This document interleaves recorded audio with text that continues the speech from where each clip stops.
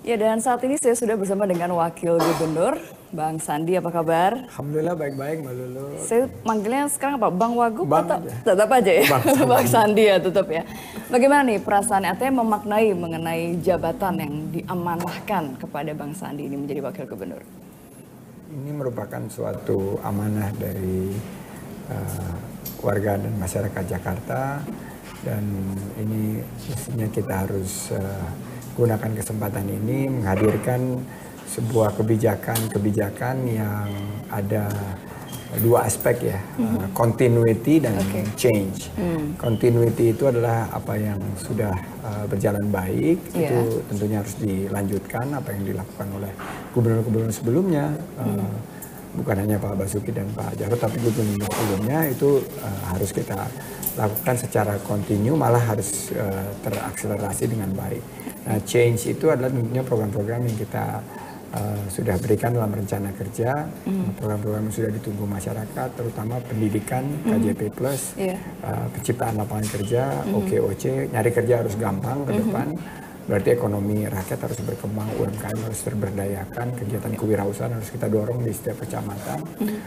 Terus pelayanan publik yang sekarang sudah alhamdulillah berjalan baik, itu harus kita terus komit untuk tetap dilakukan sebuah komitmen yang konkret di bidang pelayanan publik.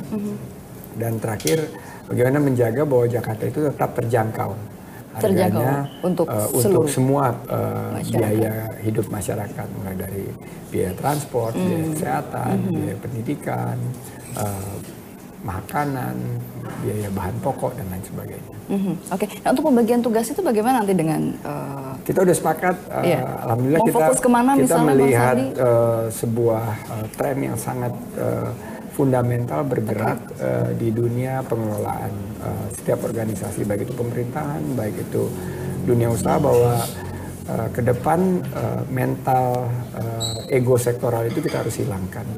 Jadi, Sandi ngurus ekonomi saja, Anies ngurus pendidikan saja, udah harus kita lakukan sebuah revisi, karena silo mentality itu yang akan mengakibatkan mulai timbul ego sektoral. Jadi sekarang kita bilang bahwa kalau misalnya ekonomi itu Sandi yang fokus mengerjakan, Mas Anies nanti akan memonitor, mengkontrol. Kalau Sandi yang merencanakan, yang eksekusinya Mas Anies. Jadi ini adalah sebuah kesepakatan bahwa kita ini bekerja bersama.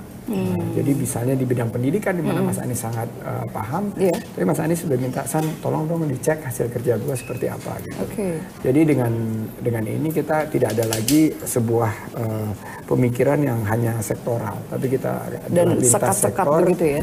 Dan kita pastikan bahwa ini sebuah kerja kebersamaan, bukan hanya kerja ekonominya, lapangan kerjanya tercipta, ini kerjanya Sandi nih OKOC. Padahal Anies juga akan sangat Mas Anies akan sangat berperan dalam OKOC, karena OKOC itu gerakan, dan Mas Anies itu spesialis di inisiasi suatu gerakan, dan ini yang kita harapkan jadi sebuah pemerintahan yang partisipatif dan kolaboratif. Berarti tetap masih ingat dong ya dengan gaya OKOC? Saya udah lama keliling masyarakat, saya bilang udah nggak usah pakai nomor Bapak, tapi OKOC kan masih gitu loh. Oke, dan tampaknya juga kalau lihat sebelumnya nih, ketika sebelum pelantikan begitu ya, sempat beredar juga nih foto ketika menjadi PDI, karena mungkin udah lama nggak pakai seragam katanya ya. Tapi tetap dengan posenya yang bango terbang itu, gimana sih ceritanya? Spontan aja ketika itu ya? Ya spontan aja, teman-teman dari pers ada di sana. Saya biasanya memang mengalir aja, cair, dan kebetulan teman-teman bosen gitu kalau cuman gaya formal itu. Ya. Dan kebetulan gaya pose bango ini udah mengikuti saya dan teman-teman semenjak dari kampanye dari awal gitu.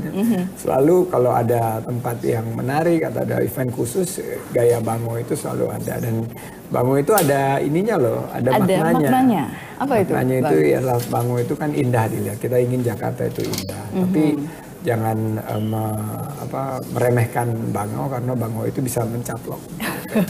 Jadi kita harapkan dengan situasi yang cair dengan motivasi yang kuat.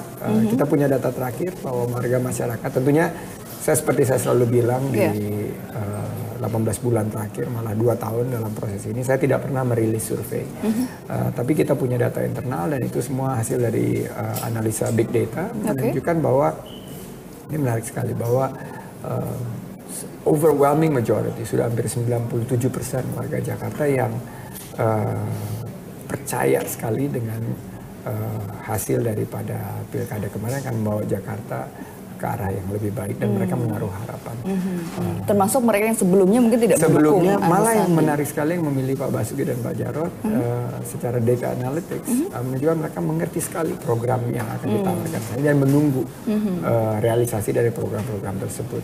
Jadi ini beban juga buat kita, tantangan buat kita bahwa kita sekarang bukan hanya pemimpin yang untuk beberapa kelompok hanya gitu 3,2 juta yang memilih kita, tapi kita juga harus juga kepada yang kemarin belum menjatuhkan pilihannya kepada kita, dan kita pastikan bahwa nanti semuanya harapan masyarakat Jakarta dan tuntutan masyarakat Jakarta untuk perbaikan ke depan itu bisa kita wujudkan.